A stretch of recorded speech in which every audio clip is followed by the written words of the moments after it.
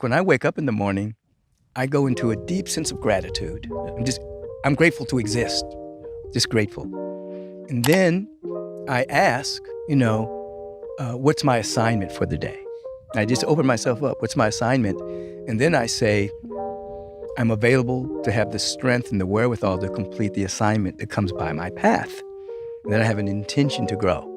So then I go out into the world, and whatever comes into my space, obviously I have, tasks that I have to do and things of that particular nature, then I'm available, and I know I'm being guided from what I would call divine mind rather than being pulled by human mind, you see, which is corrupt,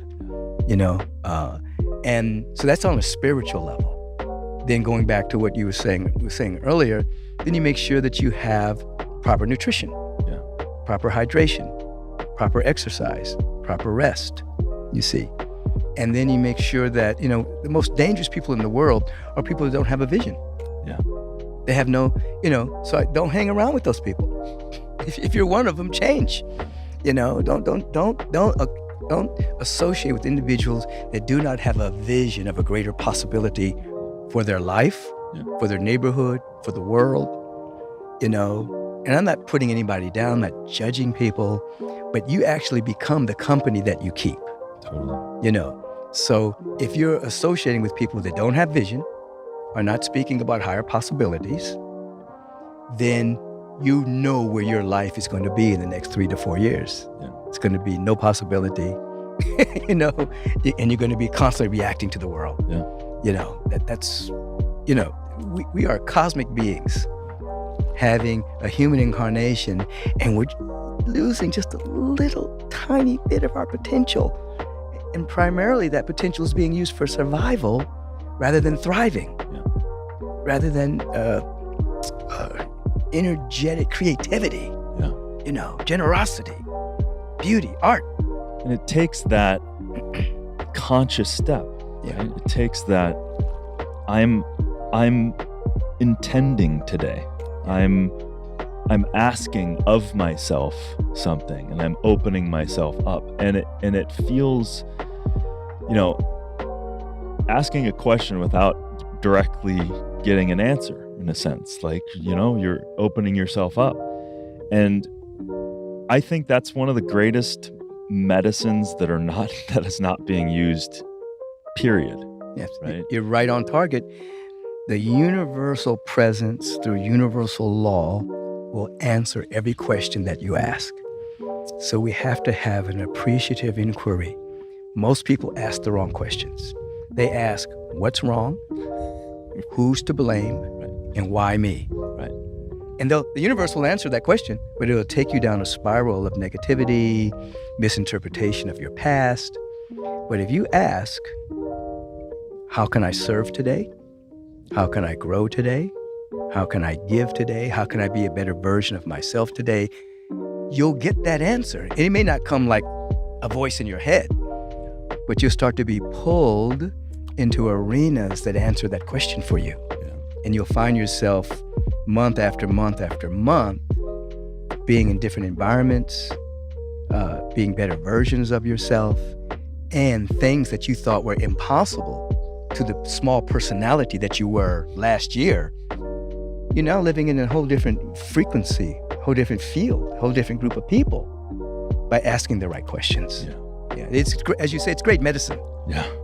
I had I forget the title of the book. Her name's Marta Zarska. She was a straight up science writer, right? Really smart. And she asked herself a question. What's the greatest anti-aging thing I could do? She really looked into it, right?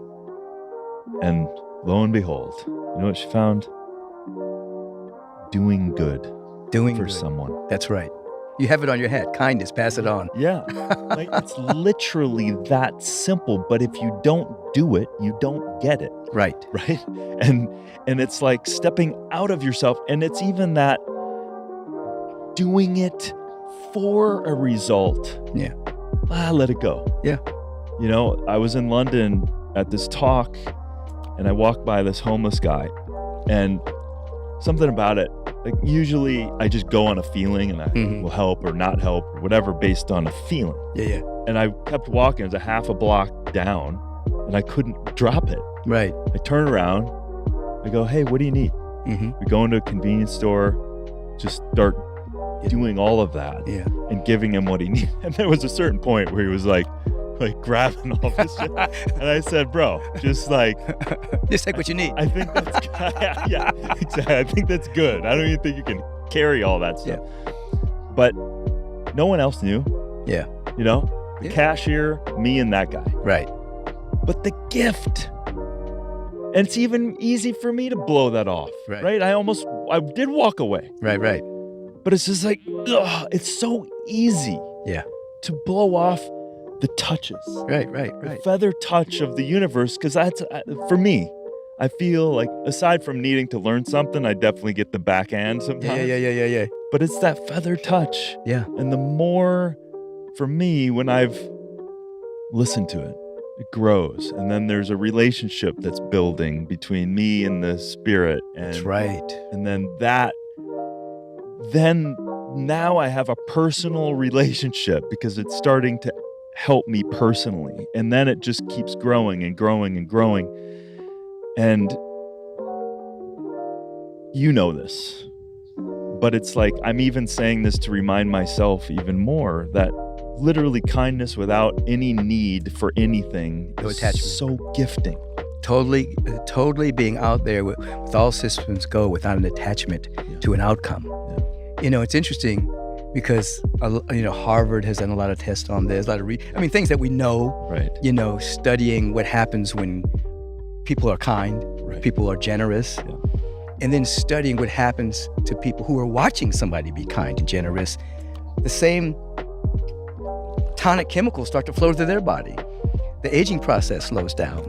They get more coherent in the hemispheres of the brain, just watching somebody be kind, not even doing the kind act. Right. And so we are literally wired to support each other, to be kind, to be generous, to be forgiving, to be loving. And we've been invaded by all of this toxicity of thought that keeps us insulated and fearful and paranoid about each other rather than totally giving.